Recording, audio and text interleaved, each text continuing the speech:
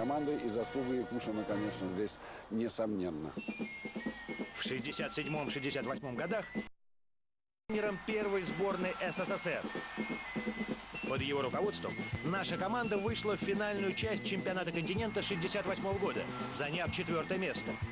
А в 67-м сборная блестяще провела сезон и была поставлена еженедельником «Франс Футбол» на первое место среди европейских национальных команд. Якушин старался придать своим замечательным футбольным ансамблям должную волевую закалку, необходимую психологическую устойчивость. А это достигалось конкретной работой с каждым человеком. Нам повезло, в тот период были великолепные тренеры. Замечательные, выдающиеся, как сейчас говорят, выдающиеся. Им это можно было смело говорить. Они были выдающие, они были новаторами. И поэтому то, что то поколение оставило, то зарубежные тренеры учились у наших тренеров. Они покупали нашу литературу, книги Качалина, потом Лобановского и так далее. Изучали и применяли в своей работе.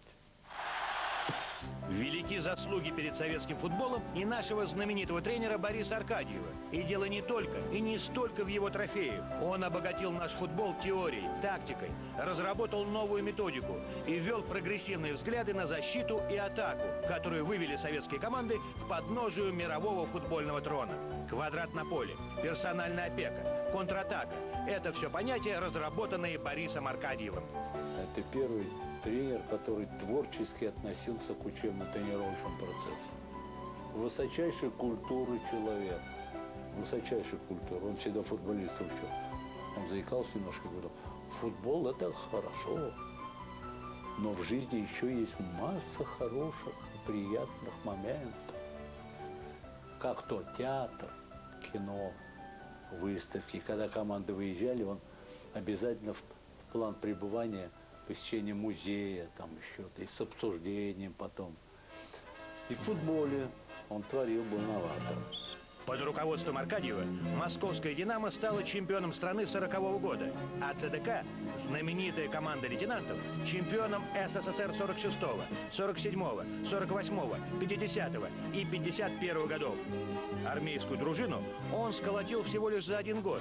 Аркадьеву удалось собрать хороших исполнителей и в короткий срок сплотить их в дружный, могучий коллектив. Именно Аркадьев привлек в команду лейтенантов Всеволода Боброва. Посмотрев его в деле несколько раз, он сказал, это талант, какого мы, быть может, еще и не видели. Знаменитый тренер не ошибся, предрекая великое будущее этому футболисту и хоккеисту. Уже в том первом для себя сезоне в высшей лиге Всеволод Бобров стал лучшим бомбардиром клуба и всего чемпионата, проведя в ворота соперников 24 мяча в 21 матче. О нем заговорили, его полюбили буквально все поклонники футбола. Такое же пристальное внимание к дебютантам, кропотливая индивидуальная работа с ними отличали всю педагогическую деятельность Бориса Андреевича. Именно Аркадьеву в 1951 году было поручено возродить футбольную сборную страны. С этой задачей он успешно справился. Команда, собранная впервые с 1935 года, провела товарищеские матчи и приняла участие в Олимпийских играх 1952 года в Хельсинки. Там в переигровке матча 1/8 финала сборная СССР уступила югославам, что было расценено как провал. Теперь-то мы понимаем, что тогда, в 1952-м, олимпийский дебют сборной СССР не был неудачей. Скорее его следовало назвать достижением, развить которое помешало лишь отсутствие опыта. И не огорчение должны были бы испытывать сторонники нашей команды, а напротив радость и гордость за тех, кто в суровых условиях подтвердил высокий класс советского футбола. Итак, возрожденная в 1952 году сборная Советского Союза просуществовала недолго, но с выходом советского футбола широким фронтом на международную арену было совершенно очевидно, без нее обойтись невозможно. В августе 1954 года вновь была создана сборная СССР. Команда очень мало походила на ту, что выступала в Финляндии. Сменилось руководство. Бразды правления принял Гавриил Дмитриевич Качалин. Новый тренер совершенно справедливо считал, что деятельность творческого руководителя главной команды страны должна отличать преемственность. Тогда же в специальной записке на имя руководства спорткомитета он писал: «Сборная СССР не может и не должна созываться периодически. Она должна существовать постоянно, как единый организм, со своей историей, традициями, а главное, со своей школой, со своими творческими принципами, со своей на годы рассчитанной стратегией. Это тот тренер, при котором наша сборная впервые выиграла Олимпийские игры в 1956 году в Мельбурне и выиграла чемпионат Европы в 1960 году в Париже. Это самые высокие достижения советского футбола, и все они связаны с Качалиным.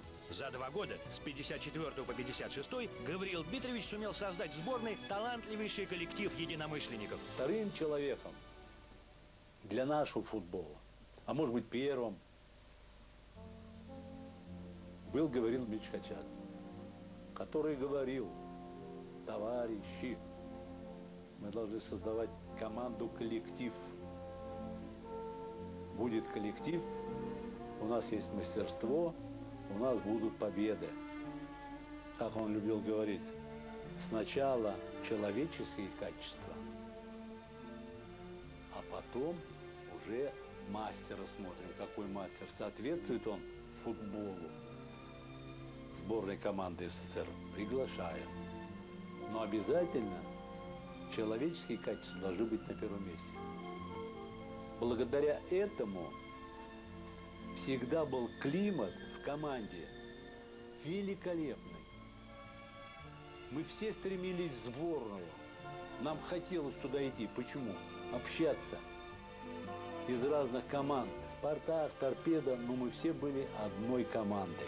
За своего тренера игроки советской сборной были готовы в те годы идти в огонь и в воду. Сборная команда СССР того времени играла и за честь страны, и за своего тренера. Вот насколько он был авторитетен, настолько его любили игроки. Это имеет, конечно, колоссальное значение. Колоссальное значение. Вот спросите того же вот моего партнера по команде Алексея Александровича Парамона. Он тоже самое сказал. Да, мы играли за Гавриила Дмитриевича Качалина, к тому же за честь страны, безусловно, за себя, но и за тренера. В своей работе над тактикой сборной СССР Качалин не раз подчеркивал, что система в его понимании не клише, не неподвижный строй, а скорее некие рамки, в которых каждый игрок, понимая ответственность перед командой, наиболее полно и ярко проявляет свои лучшие спортивные качества. Качалин – один из ведущих и первых тренеров, к которому пришел успех. Он придерживался все-таки традиционной системы W в то время, но отдельные связки были. Отдельные связки интересные. Например, с правой стороны связка Исаев-Татушин, она была очень-очень интересна. Очень интересна была связка с левой стороны Ильин. Сальников тоже интересно. Своеобразная игра центр-форвардов. Стрельцов играл в одной манере. Никита Симонян играл в совершенно другой манере. Я думаю, различия были. Несмотря на то, что тактическая система выглядела как W, различные тактические новинки были. И связи были налажены очень и очень интересно. А когда выходил играть Иванов со Стрельцовым в нападении, то, конечно, игра становилась совершенно другая. И команда играла как бы в 2 выдвинутых форварда.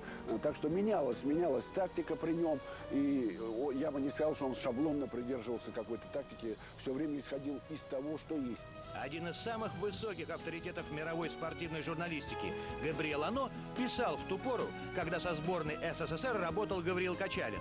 Поразительных успехов за последнее время добились русские. Они показывают в высшей степени современный футбол, опирающийся на невиданную еще нами физическую кондицию, которая в обороне обеспечивает максимальную стойкость, а в атаке максимальную стремительность. Русская команда представляет собой сегодня великолепно сыгранный ансамбль.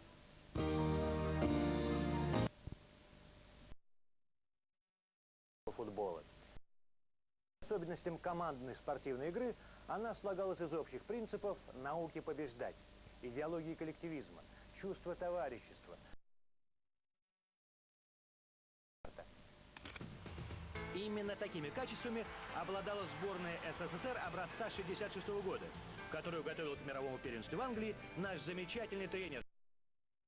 С 60 он скрупулезно создавал команду, которая могла бы на равных конкурировать с сильнейшими сборными планеты на чемпионате мира.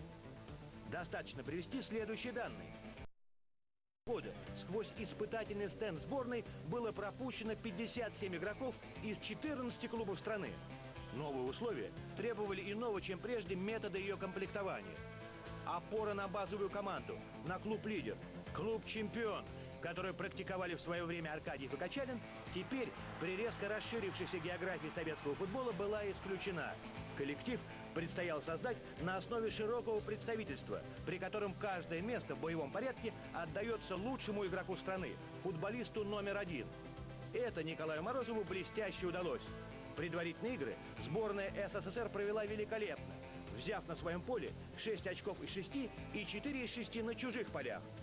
А в финальном турнире на родине футбола, играя в суперсовременной манере, она добилась победы над сборными КНДР, Италии, Чили, Венгрии и впервые в своей истории, в истории нашего спорта, завоевала бронзовые медали и право именоваться 4-й командой планеты. Большего успеха мы пока не добивались. И этот триумф связан с именем замечательного педагога Николая Петровича Морозова. В 60-е годы в полной мере раскрылся талант еще одного нашего выдающегося тренера Виктора Маслова, в жизни которого было много парадоксов. Его яркий взлет на звездную орбиту произошел в 50-летнем возрасте, в 60-м году, когда созданная им из талантливых футболистов команда «Торпедо Москва» впервые вытеснила с высшей строчки столичные клубы «Спартак», «Динамо» и «ЦСКА». Были близки торпедовцы к чемпионскому титулу и в следующем сезоне, но пропустили вперед киевских динамовцев, что привело к увольнению Маслова с родного автозавода. Спустя несколько лет Виктор Александрович возглавил команду, которая лишила его работы в «Торпедо» – киевская «Динамо». И именно в столице Украины во всем блеске проявил себя этот тренер. Динамовцы в 7 чемпионатах 3 раза завоевывали золотые медали, 2 раза серебряные и дважды Кубок страны. Маслов очень известный тренер, который приводил «Торпедо» к чемпионству, который работал с таким сумасшедшим составом «Торпедо», который считалась одной из лучших команд в 59-60 год, одной из лучших команд вообще за всю историю советского и российского футбола. Команда была очень интересная, где играли такие игроки, как Митревели, Иванов, Стрельцов, Гусаров. И, конечно, создать ансамбль из этих игроков было очень и очень непросто, но Маслов этого добивался. Команда выглядела великолепно. Затем он работал в Киеве и тоже добивался сумасшедших успехов. 3 года подряд был чемпионом страны. Я думаю, что, бесспорно, это великий тренер. Сегодня тренерам на помощь приходит наука, медицина. А самородок Маслов работал на глазок и практически не ошибался ни с определением перспектив у игроков, ни с нагрузками, ни с выбором тактики. Маслов был, так сказать, тренером народным, у которого, так сказать, было чутье просто, знаете, интуиция и на подбор игроков, и на выбор тактики там и прочее. И ведь он с киевским «Динамо» выиграл очень много, блестяще, так сказать, потрясающее было время. В это действительно блестящее для нашего футбола время началась тренерская карьера Валерия Лобановского. В октябре 1973 года он возглавил киевское «Динамо». От этой команды всегда ждали и требовали только побед. Лобановский начал выдавать их сразу. Тренер строго следовал специально разработанной методике тренировочного процесса, кардинально изменил характер ведения игровых действий. 8 раз киевские динамовцы, которыми руководил Валерий Лобановский, завоевывали золотые медали чемпионата СССР и несколько раз выигрывали Кубок Советского Союза. Однако для того, чтобы добиться таких успехов, футболистам Лобановского пришлось в корне перестроиться. Они с колоссальным трудом восприняли программу Лобановского. Она была построена на просто интенсивной, изнурительной работе. Но поскольку они постепенно адаптировались к этой программе и стали одерживать победы, они поняли, что, так сказать, значит, она верна, она дает плоды свои. Суворовский тезис Лобановского «тяжело в учении, легко в бою» действительно приносил плоды. Причем, что чрезвычайно важно, не только в союзном первенстве, но и на международной арене. И заслуга, конечно, Валерия Васильевича Лобановского в том, что он в 1975 году впервые добился колоссальнейшего успеха, выиграв Кубок Кубков Это было впервые для советских команд, потому что обычно зимой мы не могли конкурировать с европейскими командами. И, конечно, успех был колоссальный. Блестящие успехи команд, которыми руководил Валерий Лобановский, снискали ему авторитет среди специалистов футбола, в том числе и за рубежом. Глыба это просто, знаете, это, безусловно, это, конечно, Лобановский Валерий Васильевич, с которым мне довелось работать в сборной команде Советского Союза, у которого абсолютно был свой подход, свое видение футбола. Можно было по-разному трактовать, соглашаться с ним, не соглашаться. Вот. Но опровергнуть его можно было только обыграв его. Вот только лишь. Но поскольку его не обыгрывали, а больше выигрывал он, значит, те концепции, которые, так сказать, он закладывал в подготовку команды, они были верны. Одним из немногих тренеров, которому удавалось достойно и успешно конкурировать с Лобановским, был наш выдающийся наставник Константин Бесков. Впрочем, его тренерская звезда взошла задолго до этого противостояния. А каким он был футболистом? Один из лучших игроков послевоенного времени, Константин Бесков, выступал за московское «Динамо». Участвовал в знаменитом турне по Великобритании. Вместе со своей командой он дважды был чемпионом СССР. Выигрывал Кубок Советского Союза. В середине 50-х годов он стал главным тренером московского «Торпедо». И с тех пор его судьба была неразрывно связана со столицей. Единственный тренер, который поработал со всеми московскими командами. Абсолютно. Это, конечно, рекорд, поскольку второго такого тренера не было. И даже со Сморалом. Однако своего наивысшего тренерского успеха в 60-е годы Бесков добился не на клубном, а на высшем уровне, со сборной Советского Союза. Одним из великих тренеров в то время начал становиться и Бесков, который начал работать со многими командами, но наибольшего успеха все-таки достиг со сборной СССР, который в 1964 году второе место в Европе, но, к несчастью, в то время, после того, когда в 60-м году мы выиграли первенство, второе место сочли, так сказать, неудачным, и его уволили, что, я думаю... Феноменального успеха добился Константин Бесков с московским «Спартаком». В 1976 году в отечественном футболе произошло событие из ряда вон выходящее. Московский «Спартак», заняв по итогу 15-е, предпоследнее место, покинул высшую лигу. Во главе команды был поставлен Бесков, который заменил общепризнанных игроков безвестными тогда футболистами Георгием Ярцевым, Сергеем Шавло, Александром Сорокиным, Олегом Романцевым. Он создавал свою модель игры, которая вскоре принесла плоды. «Спартак» вернулся в высшую лигу. В 1978 году занял 5-е место, а в 1979 получил золотые медали чемпионов СССР. Более чем стремительное возвращение самой популярной команды страны на вершину было без преувеличения настоящим триумфом. С тех пор имена Бесков и «Спартак» стали синонимами. Константин Иванович Бесков в это же время, когда Лобановский работал с Киевом, работал с командой «Спартак Москва» и добился колоссальных успехов. Правда, конечно, спартаковцы не столько раз выигрывали чемпионат, сколько киевляне, но зато были почти что всегда вторыми и создавали, так сказать, огромную конкуренцию киевлянам, несмотря на то, что условия, конечно, были все-таки разные. На Украине все делалось для одной команды, для Киева, для «Спартака», собственно говоря, в Москве-то и ничего особенного и не делалось. Вот. Но «Спартак» играл своими силами, играл здорово, часто обыгрывая киевлян и в Киеве. И стиль «Спартака» был, на взгляд, даже более приятный, чем стиль киевского «Динамо». Он был более ажурный, более красивый, более вдумчивый, может быть. И, конечно, в этом огромная заслуга Константина Ивановича Бескова, который несколько раз приводил «Спартак» к званию чемпиона страны и также обладателю Кубка. Бесков был приверженцем яркой, зрелищной игры, что очень нравилось миллионам болельщиков «Спартака». Надо отдать тоже Бескову, что такой, знаете, вот вкус к игре, безусловно. Что иной раз даже одерживая победы, так сказать, и поздравляя его, он оставался недовольным, потому что я недоволен, потому что они сыграли сегодня неинтересно. А они должны играть вот для тех людей, которые собрались на трибуну. Кстати, Никита Симонян сам в 60-е годы успешно работал со «Спартаком». Великолепный тренер со своей совершенно теорией отношения к футболу. Совершенно другой футбол показывала команда «Спартак» при Никите Павловиче Симоняне.